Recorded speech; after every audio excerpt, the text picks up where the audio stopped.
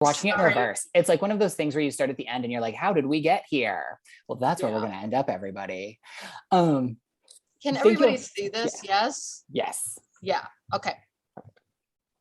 Okay. So thank you all so much for coming today. Like Beth and I are really excited about getting to present this project. This is something that we've been working on for the last couple of years. I don't know if it's the last couple of years. It feels like the last couple of years. It might only be a year. Who knows what time is anymore.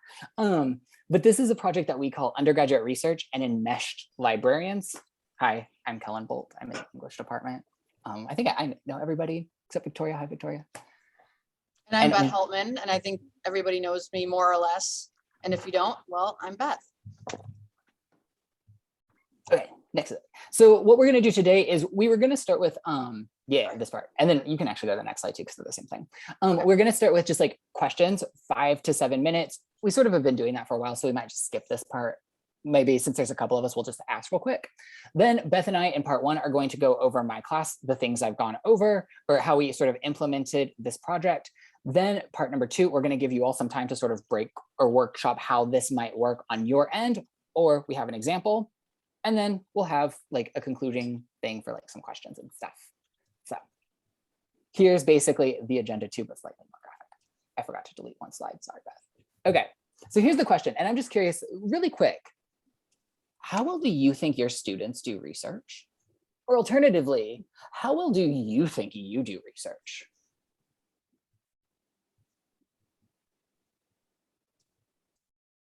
And feel free to just jump in because we're such a small group. Tyler, what were you going to say? I'll share a little bit in terms of teaching composition with students a lot. The thing that often my experience with students doing research is that I could get students to find a lot of the research. I was content with that. I was happy with the research my students were finding. The challenge would be my students would never give the research a chance to breathe, so to speak, within the essay. It would be here's like source on top of source on top of source without taking time to kind of talk to any of the sources or like put the sources in conversation with each other. To me, that was always the big sort of, oh, we got to get over that hurdle of like dropping a source in and assuming it's going to speak for itself and give me tons of sources all on the same idea versus like, hey, several ideas all about one single source. So that was always a big like time span with students of giving sources room to breathe.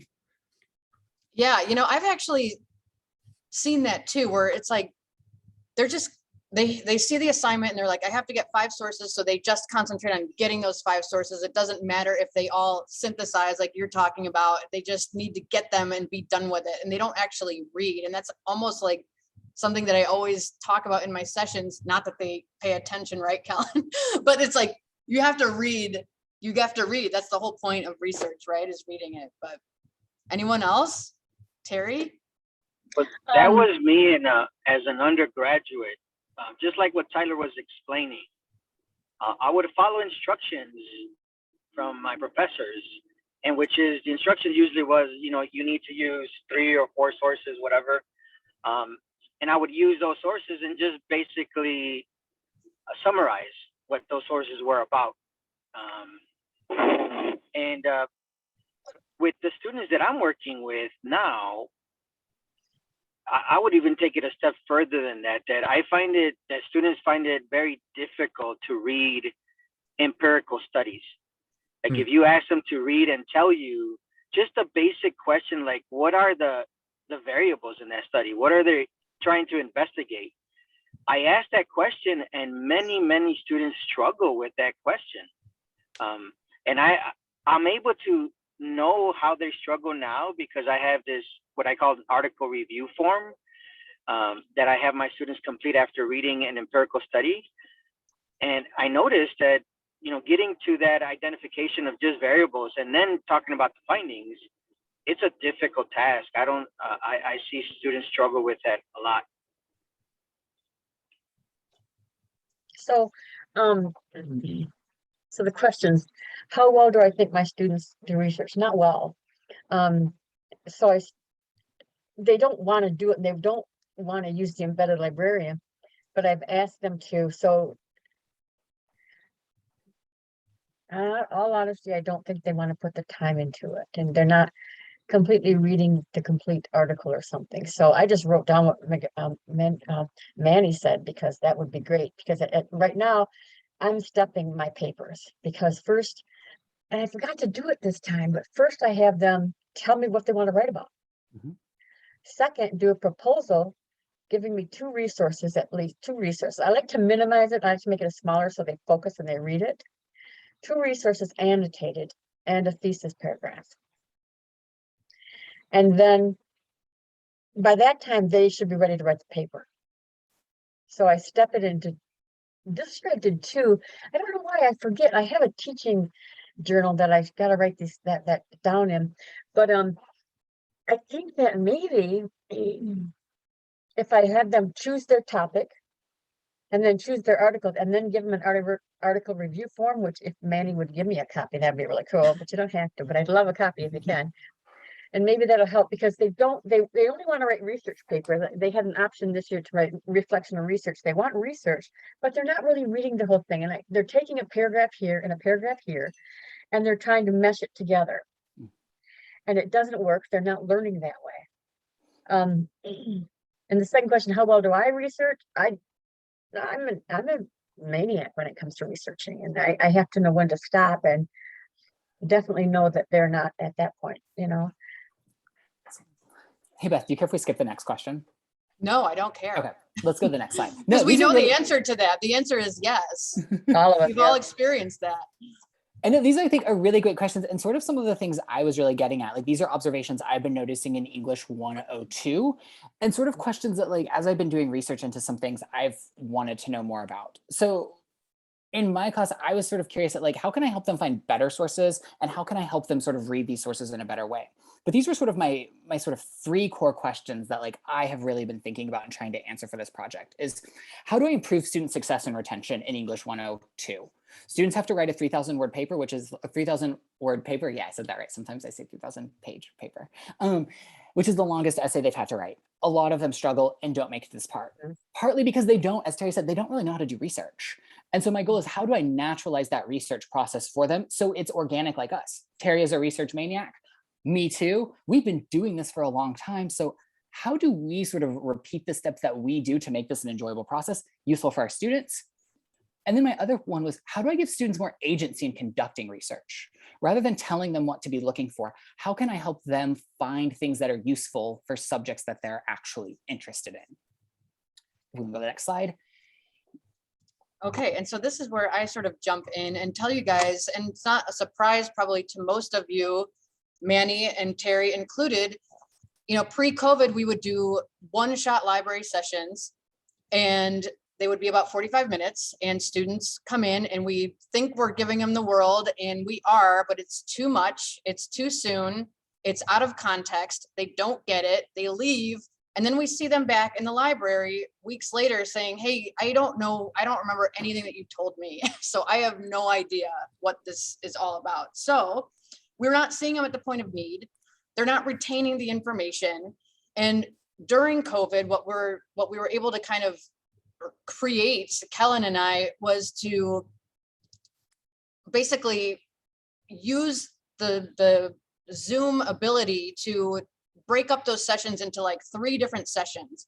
And we focused in on different parts of the research. And so we would break it down at point of need. That means that the student retains a lot more, and they're getting that relationship with the librarian, and they're also building and scaffolding those skills throughout the whole semester. Yeah, I'm gonna go on.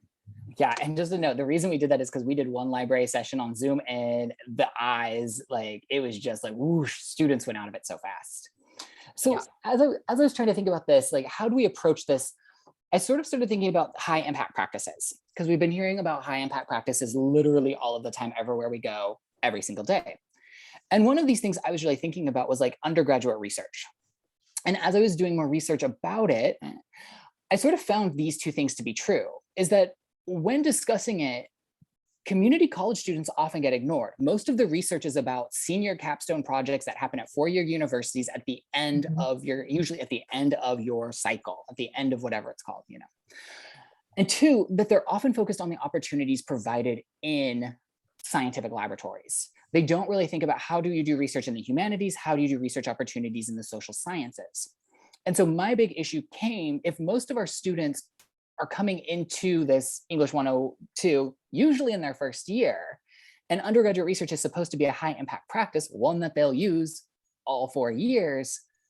How do we better integrate this as a practice into what we're doing so that way it's making more of an impact on how students conduct research and how they integrate that research into their own writing? Helen, can I interject? Please, absolutely.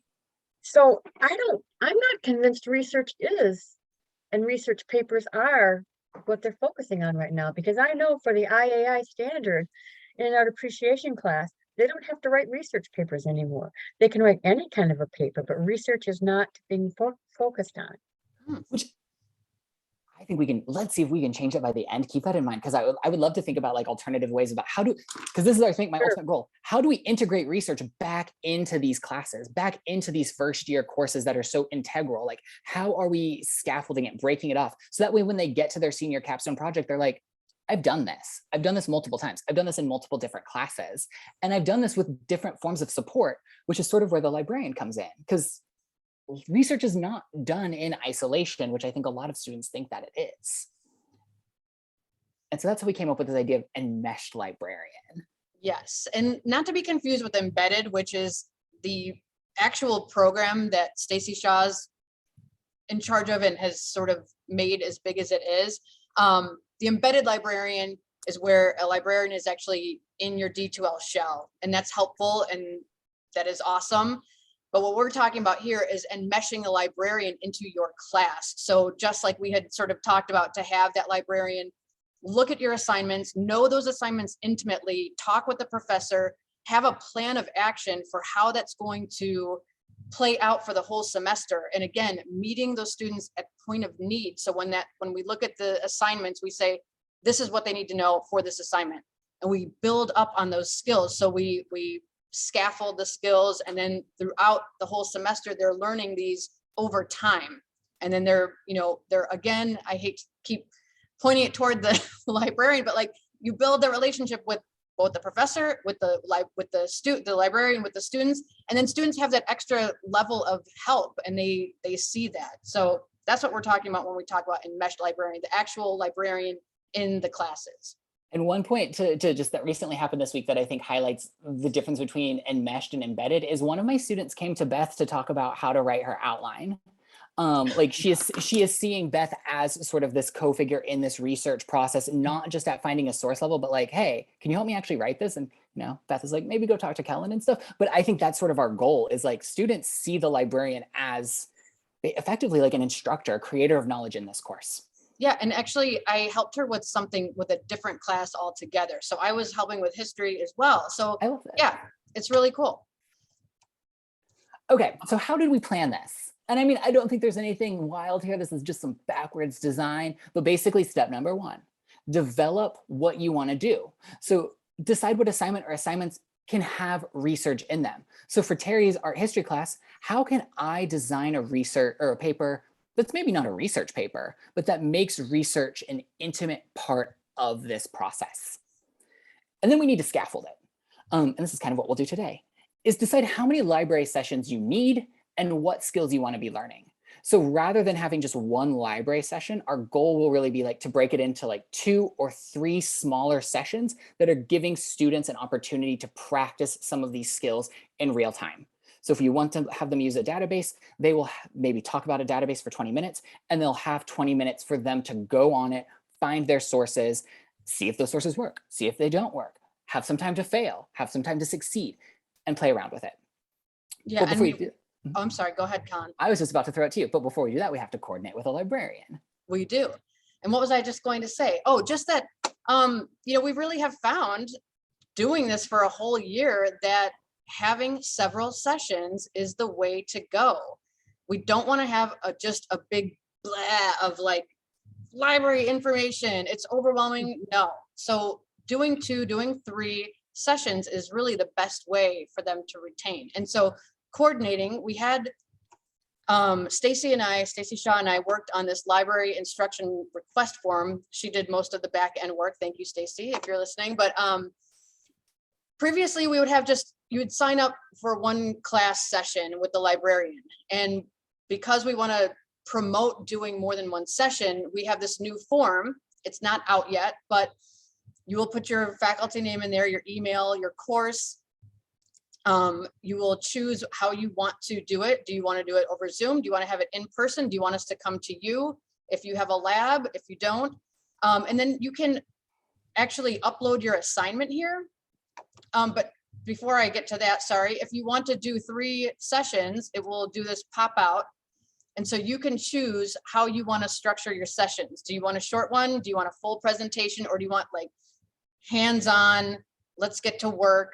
And so you would choose that, and then you can pick which kind of topics you want to go over. And if you don't know all of this, that's not a problem. This is just a suggestion board basically. And you can, talk with the librarian once you're assigned, and then you can go over everything. And again, if you go down here, you're going to see this cool assignment upload button. And that's so helpful for librarians to look at the assignment, because sometimes even if you're not sure of how research could fit in, we might say, oh, I have the perfect database, or I have the perfect thing to show students to support this assignment. So that's kind of our new thing. And it's not out yet, but we are going to have it out soon once we get faculty feedback. I'm a faculty. I've got feedback. Stacy, I really like this. I don't know if Beth told you I really like this. I'm glad to hear pretty that. and good. It's so good. That's good to hear. I'm excited about it. Me too. Yeah. And so executing is obviously getting the librarian assigned to you and then figuring out the details of coming into the library. So how did this work? Let me just walk through how I did this, how I developed it, how I scaffolded this for English 102. Step number 1, first week of class, students have to pick their own research topic. And I have a whole thing, if anybody wants to see this, I make them go pretty in depth. Beth can attest to this. It's a fairly specific process. So students have a research topic that they're prepared to give to a librarian. I want to study this topic because I want to learn this thing in order to show why this topic matters.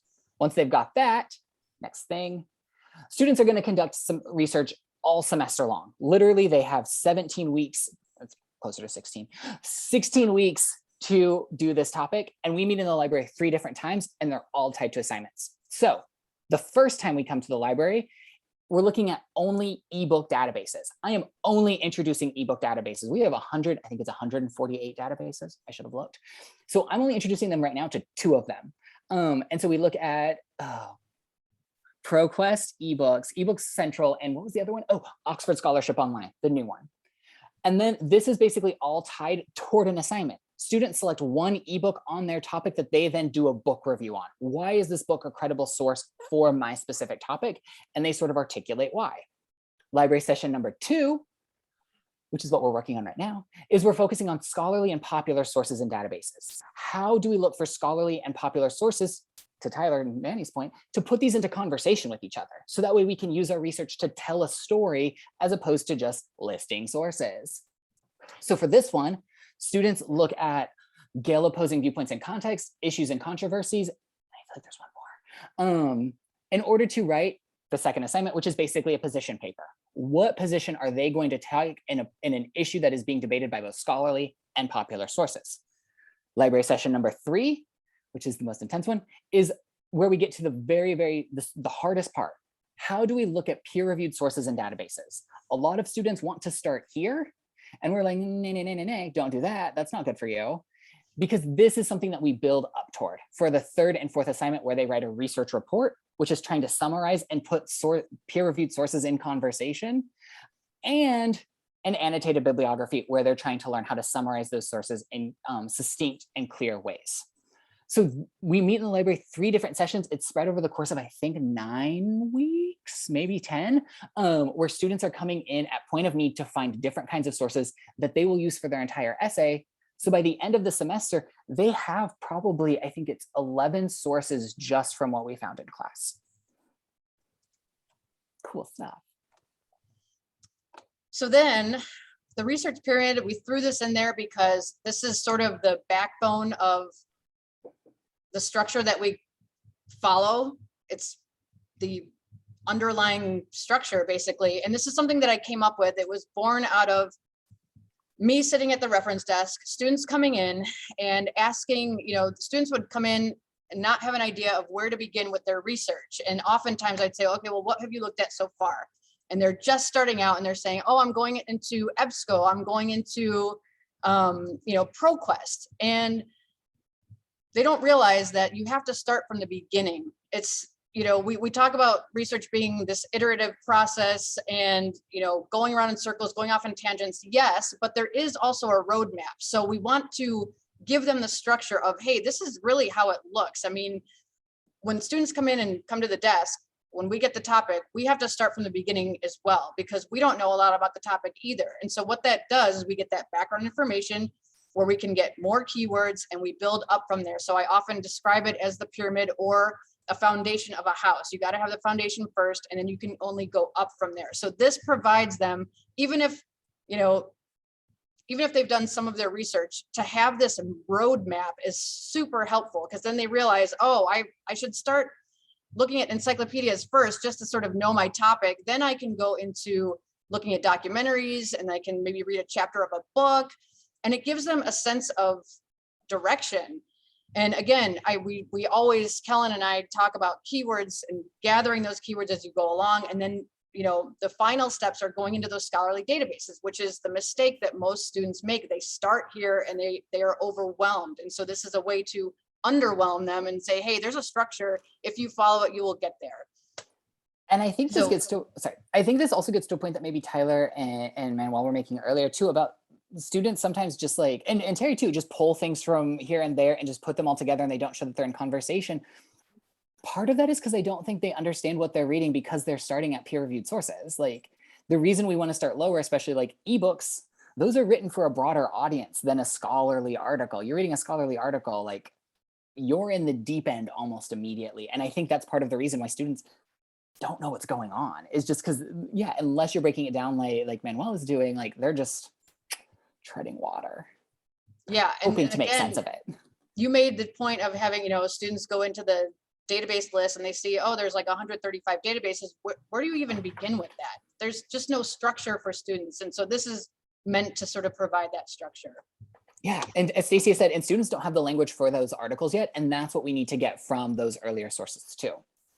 But lest we think that Beth and I are heroic individuals doing this alone, testing, like trailblazing all by ourselves, we're seeing this in other places with a lot of success too, including in Dr. Salgado's class with another librarian, Maria Ashton Stebbings. Yes, so Dr. Salgado and Maria pre-COVID had, I just remember when they first did this assignment, it was this pretty big assignment, and Manny, feel free to jump in at any time, but it was a big assignment, and it was about, looking at the empirical articles, and there were other components to it. And so they did a huge session, and what they found was that it was overwhelming once again for students, and that some of the assignments weren't being done properly because it was just too much information. And so they decided to break that down into 2 sessions, look at what actual information was needed and what could be scaffolded. So what did they need to learn first, and then what did they need to do next in order to get to that higher level thinking of looking at that, looking at those different empirical articles and then actually reading them and sussing out what they're trying to say. So that is something that they have, that they did on their own. So again,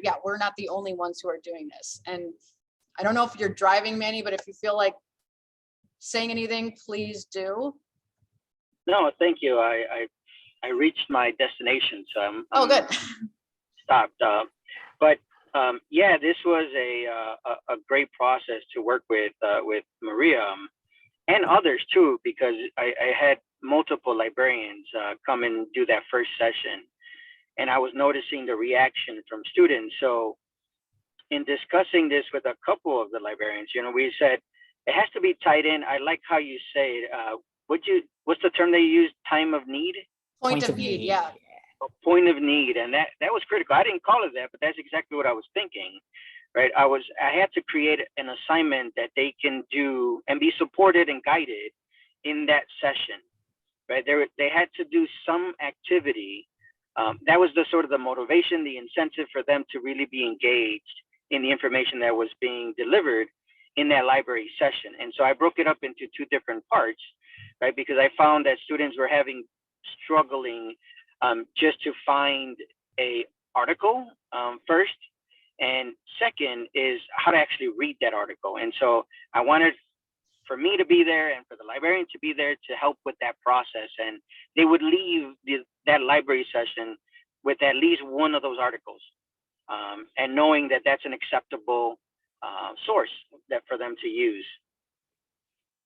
Yeah, I love that. And I want to like comment on two things. Like one, the thing that Beth and I really wanted to do was like, every time a student leaves, like they need to do an activity in class and they need to leave with one source that they're going to use for their essay in particular. It's not enough for us to like show them like a sample example. They need to get in the databases. They need to get their hands dirty, and they need to find something that they're going to use for their essay. And I think the other thing is, and now it's gone, I don't know, maybe Beth can tell you too, but like, if any of you try this session and ask students afterwards how much better they feel about research, the answer has been so far overwhelming each time we've done it. Like, they're audibly more comfortable. They're like, oh, like, I feel so good about this. And I think you sort of were attesting to that. Like, it just, there's a relief. Like, you can see that they get it, that they have that aha moment.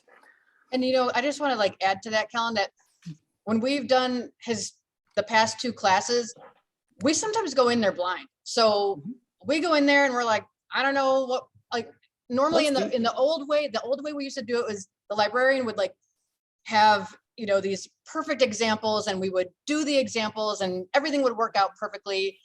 So then, you know, the students think, oh, well, it's supposed to happen perfectly for me. Well, we have done it where we just try some stuff, and sometimes it works and sometimes it doesn't. But I think that's helpful for the students to see that, God, I mean, even this Dr. Kellen cannot find something from the database, or the librarian who that's her job is to find stuff. Sometimes things don't work for them. So we have to like keep trying, and we get to something, but they see that lesson, that it's not always easy, even for us. I think all of you should fail at research in front of your students. Like, Yeah. It's one of those things where it's just like, okay, wait, because it puts you in the moment. You're like, okay, wait, I tried this term. I do not remember what we were trying to search for, but we were shocked that there was nothing coming up. Yeah. And so it's us just sitting there trying to pivot, like, okay, well, how would we do this? And so students get to see, like, how do experts like brainstorm this when we actually come to one of these problems? It helps actually that there's another person too, like, because it is sort of frightening if you're the librarian and you're supposed to know, and then you're like, oh, I don't have anyone to help me figure this out. And you're like the professor, you're like, I don't know what's going on. I don't know what's going on. Oh God, oh God, oh God. But students don't mind. They're understanding because that's how they're experiencing it. And I think it takes a weight off. Okay, I think we're at the end. We're ready for, okay, so we're gonna do a little activity. And I think we're small enough that we could just do it together. So I am going to get something ready, but basically what we are going to have you do is we want to sort of go through this process. Shall I? Would you go to the screen for me? I'm trying to just get the link so I can like show. Oh, perfect. Could you share that with everybody? Thank you. Yes, I will. So Beth and I have worked on creating these like little templates, and these are basically based off of that beautiful sign up sheet that Stacy has created, but isn't live yet. So we're just going to do it this way.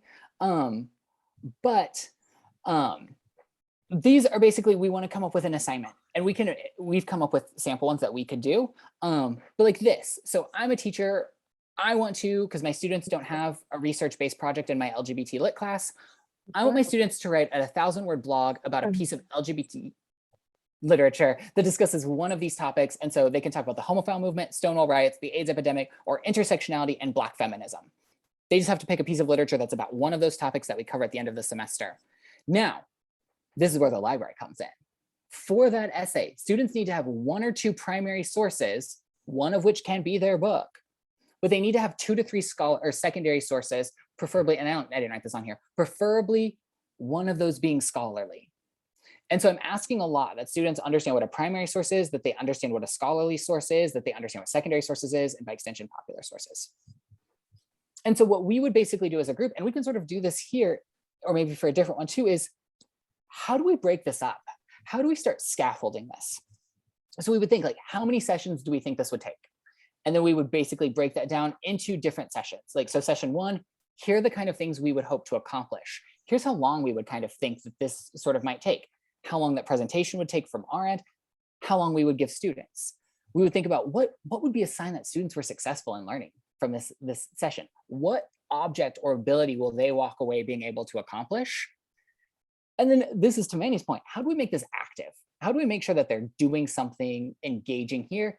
And then finally, are we in person or is this something on Zoom? Do you think this is something you could only do in person, or is this a project that we could also do on Zoom? So we can do it together. I'm happy to also, like, if Terry wanted to give an assignment, I'm happy like brainstorming. I'm happy sort of doing this anyway. But here's a topic that we could do as a group together, or whatever you want. I'm pretty go with the flow. What do you guys think? Do you want to be broken into groups and do that, or do you want to do it all together? We're so small, we should do it together. Let's do it together. Okay. Do we want to do the one I've created, or we've got like 3 examples? I'm going to put, hey Beth, would you put a link to the chat? Is it in there? I did. Perfect, thank you. Or, yeah, for yeah, this. Yeah. I just haven't clicked on it. Okay, so yeah, we have 3 different options. We have one about LGBT lit issues. What's the third? What are the different examples? I don't remember. Then we have one about a 3-page US history paper. And then I think the last one is, or maybe there are 4. Oh, a book chapter, where they have to analyze a book chapter on a 5-page paper using an ebook or scholarly sources. Or the last one, and I know the last one is based off of Manny's. They have to create an annotated bibliography with 5 peer-reviewed sources that is in APA style. Any of those sound fun? Takers? Or we can create our own.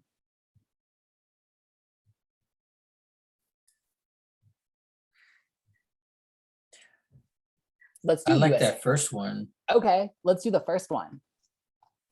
That's gonna be like, let's do US history. I love 19th century history, or 18th century history, 19th century history. Okay, so if we're gonna have our students write a 1,000-word blog on one piece of literature about one of these topics, and they have to use 1 to 2 primary sources and 2 to 3 secondary sources, how many sessions do you think that would take? Just based off of anybody.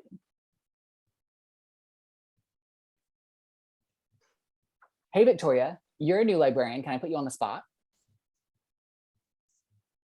2 or 3 sessions? 2. Victoria says 2. Tina, what do you think? You're welcome to take Helen's English class. This is how I do class back for the test. Students don't necessarily love it, but you can also always say no. I don't want to answer. Call on someone else. That's totally your right. Hey, Tina. I think 2 or 3, but I'm partially thinking, I'm like, all right, so the students themselves, what state, which, are they likely in their first or second semester? Probably second semester, third semester. So yeah, 2 to 3. Stacy, what do you think? I would go with 3 because it would just be nice to unpack that in different and scaffold it in different. Okay. I'm just thinking, yeah. We'll just say 2 to 3 for now. And we can sort of decide like, hey, maybe we're not quite sure. Maybe we say 3. And as we're trying to like suss it out, we're like, oh, okay, maybe not. On the air. So let's think about this. Okay. If this is our topic and we're going to our first session and our students are ultimately trying to find 1 or 2 primary sources or 2 to 3 secondary sources, what do you think our goal should be for that first session? What do we want students to know how to do? And let's just assume they've passed English 101 and 102. We'll just assume that like, hey, these are sophomores, which isn't necessarily true. Let's just pretend that.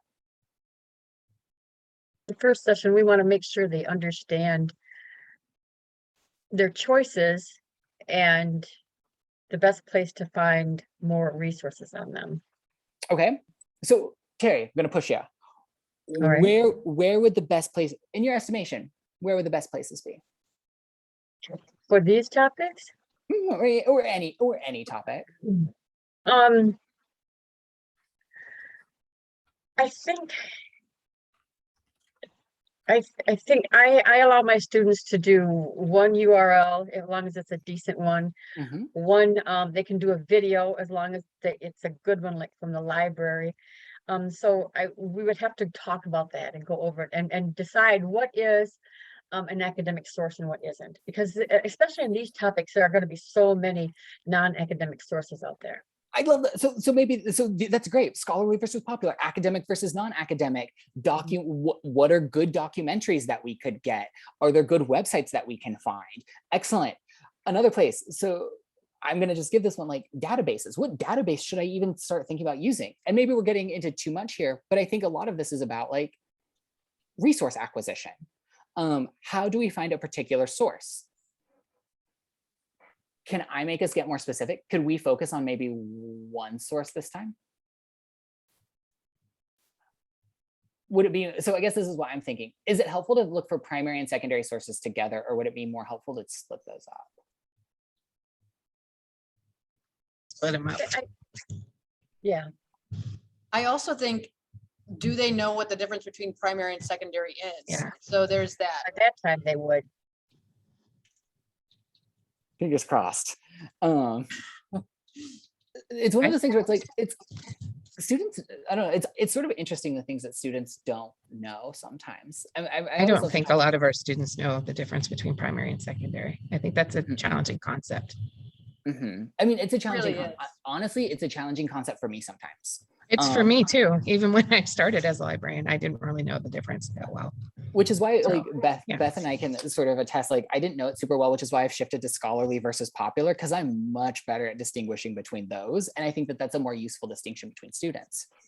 So maybe these are some of our goals. And maybe we have too many things here, but I think what we're really getting at here is this sort of core issue.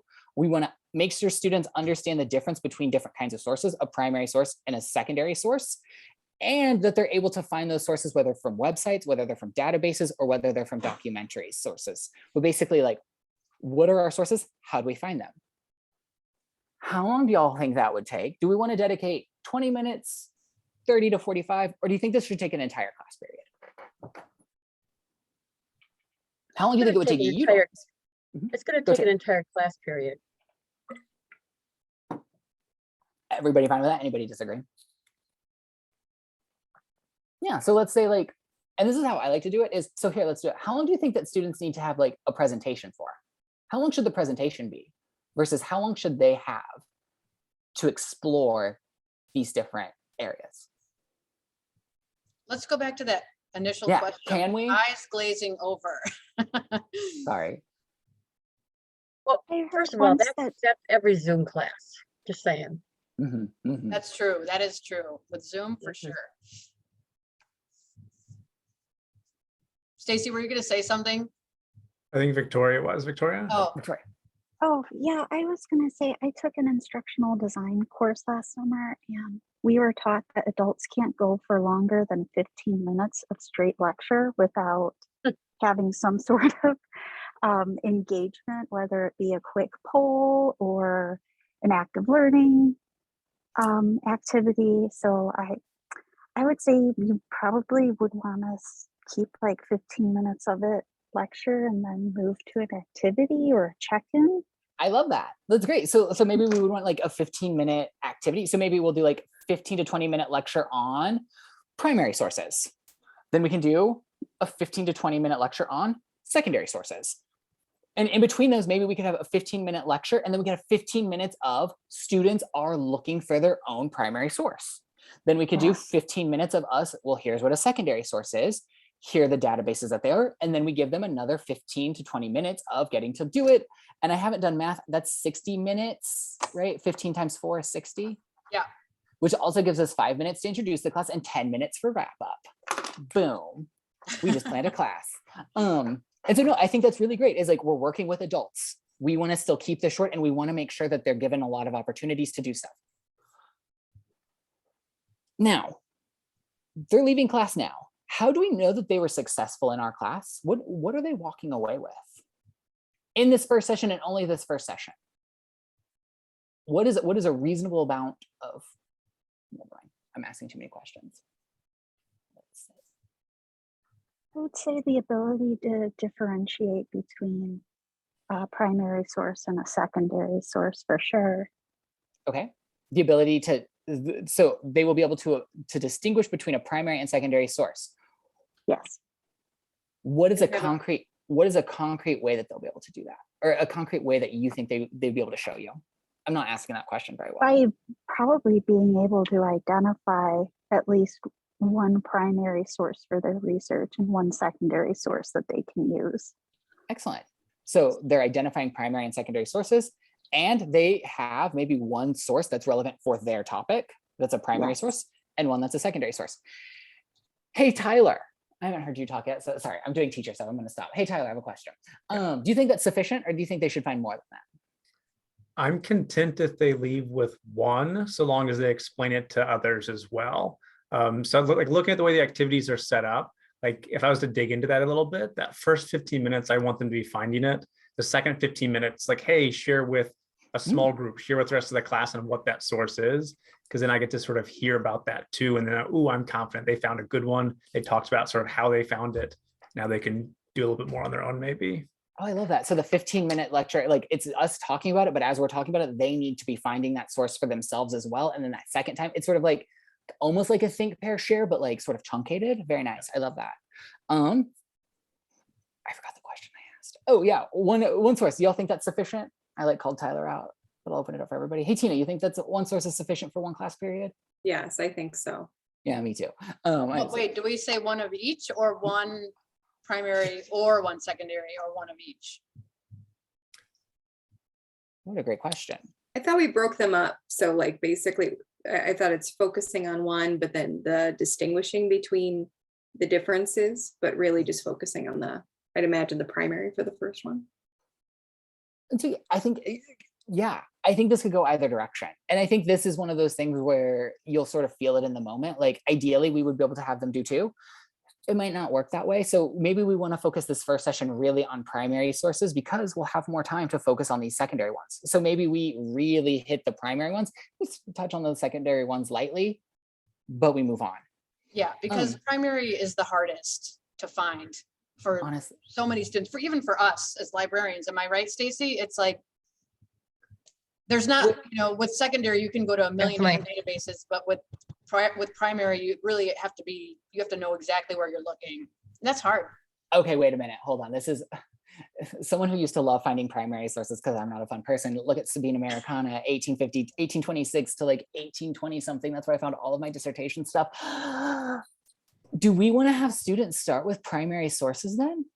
If those are harder, should that be our second session?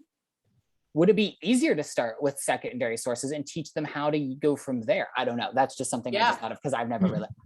And they can Makes use, sense they to can me. use secondary to find primary too. And they can use So- secondary sources to find primary. So then 'Cause it's scaffolds. then we can teach them also how to mine bibliographies because once they find one secondary source, it's easy to find multiple secondary sources because somebody else has already done it for you. That's only a little bit of plagiarism. All right, I'm changing this then. I'm saying secondary. So yeah, so see, this is sort of how it can work. And this is something that might come up with a consultation with a librarian. This was not something I realized until a librarian pointed it out to me. And I'm like, oh, I'm really good at finding primary sources. So I assume everyone is. And also, I think Manny can attest to this. Sometimes it's, and Kellen, you too, it's trial and error. So we try some stuff and then realize, oh, we should have done it this way. So then the next semester you do it that next way. And so I think, and Tyler, I think the learning activity is really great. So we could do that where it's like, oh, we'll do like a 15-minute lecture and search. And then it will be like a 15-minute like think, pair, share, where students will just be like, here's what my article is. Here's why I think it's useful. And we could even do, if students are good at finding popular sources or know what a popular primary source is, they could even say like, that's not a good source, or that source is not reputable enough for what we're doing here. One thing I like to do is like, teaching them how to look for peer-reviewed sources. And it's pretty easy because usually it will have the word journal in it or will be published by university press. Students get pretty quick at finding like, oh, that's not a scholarly source. That's not peer-reviewed because I know what to look for pretty quickly. In person or Zoom, do you think either, or can we do either one? Either. Yeah, that's just sort of there because it's in that sheet too. But I think that like thinking about the modality is really important. I think sometimes it's easier to do these sessions on Zoom just because students are sort of on their computers, but that's also probably just because I've lived in the Zoom world for so long. I think this is the first semester Beth and I have been doing this in person and haven't noticed a major difference. Students still seem to be equally engaged, maybe more so because I'm walking around the room telling them to be engaged. Yeah, I don't think it makes much of a difference, to be honest. I mean, other than sometimes you can't see them participating with Zoom. That's the main thing, but that's for anything. And that's why I call on them to ask them questions. Hey, are you still there? So this is sort of this is sort of the preliminary work. We're sort of running out of time and I want to make sure we have time for questions, but like, this is sort of how Beth and I brainstorm it. These are kinds of the things that we might do for class before you meet with your librarian to sort of consult and make sure these are really strong. But our general thought process is by breaking it down this way and giving students more time to work on these skills in concrete, distinct class periods, doing hands-on learning, we'll give them the tools that they need to learn that some of my favorite things to say. Research is iterative. Research is a conversation. Research is done through strategic searching. These are just the information literacy framework, which is what I base my class on now. I was going to say that. ECRL framework.